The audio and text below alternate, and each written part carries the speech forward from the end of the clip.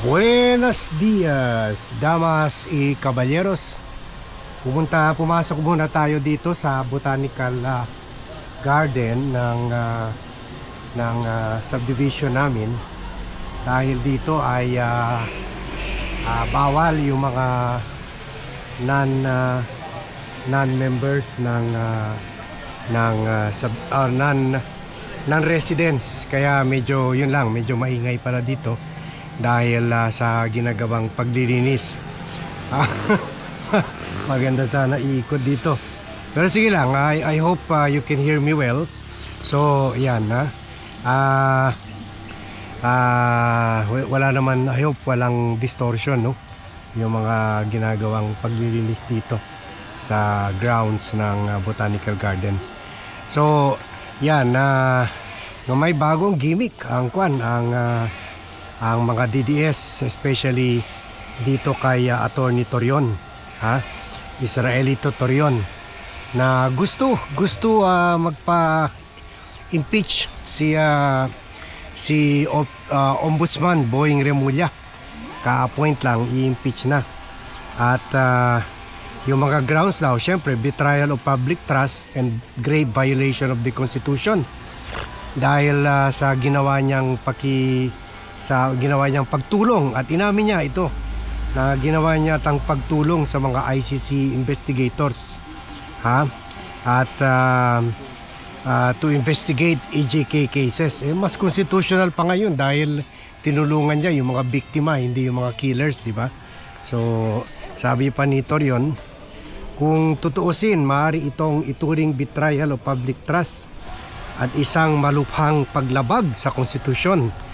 Dahil bilang isang opisyal ng gobyerno, nanumpa siyang ipagtupat at susunod ang konstitusyon at mga batas ng bansa.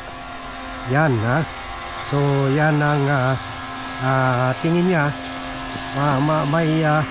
May ginawang masama talaga si Boying Remulla. Imbes nakatulong sa mga biktima, may ginawa pang bagay na contrary to the interest of the republic. So I hope narinig nyo pa rin ako kasi medyo talagang maingay yung blower nila. So itong botanical garden, so dito tayo sa gitna ng botanical garden. Okay. Napabayaan na nga ito. Dati ito may mga koi pa dito, pwede ka pa mamingwit, hindi, mga ano pa to, yung ano pa yun, yung pwede ka mamingwit, yung hito, may hito pa dito ngayon medyo napabayaan. So yan, so sabi niya yung ginawa daw ni Boying ay isang bagay na culpable violation of the Constitution. Sabi niya, sa tingin ko maaari itong maging batayan para sa impeachment. Ngunit hindi naman ako kongresista. Kung magsampa ng reklamo sa House of Representatives, kailangan ng endorsement ng kahit isang kongresista. At sabi niya, bukod pa sa impeachment ay pinag-aral nila yung pagsampa ng perjury o false testimony laban kay Remulla.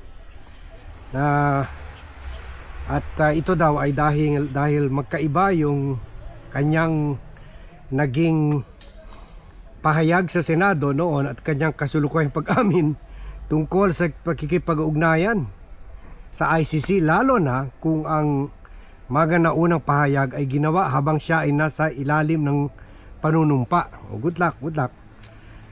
Yan. Yun, una naman kasi inamin na nga ni Boying Remulla na tinulungan niya yung mga ICC investigators habang siya ay Justice Secretary.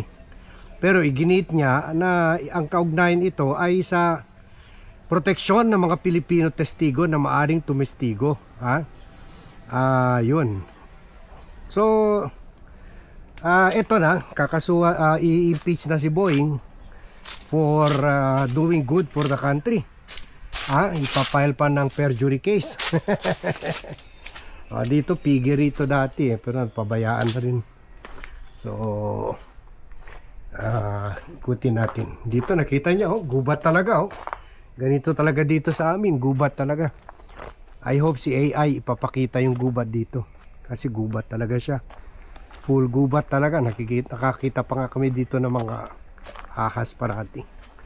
Saka mga eagle. Yun, na malaking kagubatan talaga yan. Dito yung parang rest area ng mga gardener. Yun, no? Nasa kwan tayo. Pusod ng kagubatan. Ganyan talaga dito. So, yan. So, again, ito nagpapakita na talagang napaka-desperado na talaga ng mga DDS camp. Ha? Good luck. Pero bakit itong si Torion, hindi ka lumapit kay may Duterte Black dyan. Sila Pulong, anak niya si Omar, at si Ungap, Congressman Ungap ng Davao. Ba't hindi kayo ba't hindi kayo lumapit sa kanila? Pwede nila i-endorse ito. Hindi nyo naman problema yung endorsement nila, ha?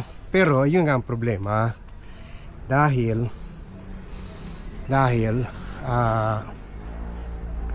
ni impeachment ni President laban kay President Bongbong Marcos, hindi nag-endorse, hindi nagpakita itong kasama na si Paulo Marcoleta. Missing in action, napahiya kayo. Andun pa sila Chavit Singson, sila Atty. Topacio, sila Mike Defensor, si Cathy Binag sa Kongreso. Ha? Dala-dala pa nila ng maleta ng ebidensya daw, pero pahiya sila dahil wala nag-endorse. Ha? Sabi nila mga pito daw congressman mag-endorse. So yun nga, mga Duterte Black na yun and supporters, pero wala bokya talaga.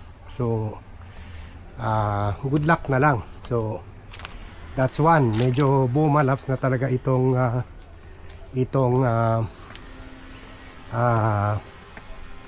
impeachment complaint na ito. At kahit pa naman may mag-endorse, wala rin sila sapat na numero, ha? So malabo na yan. Good luck na lang, Atty. Torion.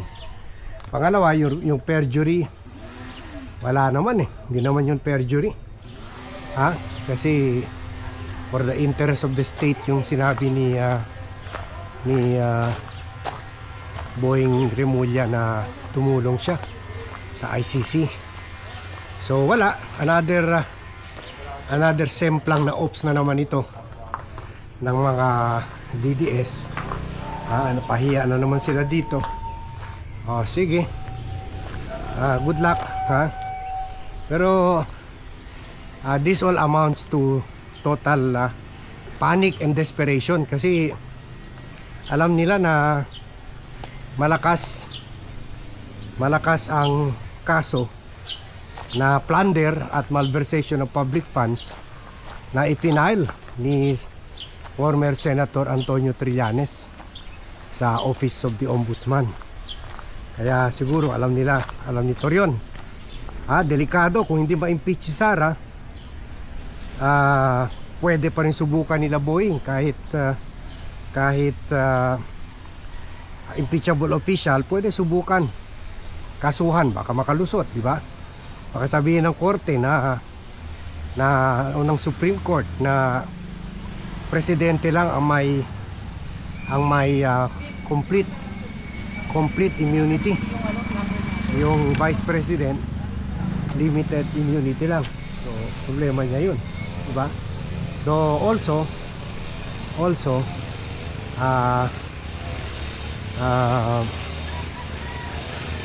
pwede rin dahil sa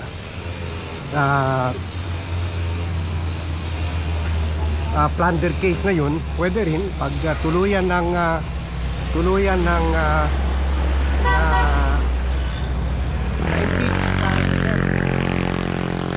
agad-agad, pwede na siya kasuhan ng ombudsman using the case of Antonio Trillanes. So kulong siya kasi non-bailable ang plunder and malversation of public funds. So yan ang problema ng mga DDS ngayon. Okay, sige. Yan muna ang analysis natin and commentary dito sa issue na ito. Thank you very much everyone for watching. Thank you very much for joining me in this vlog, and see you in my next vlog.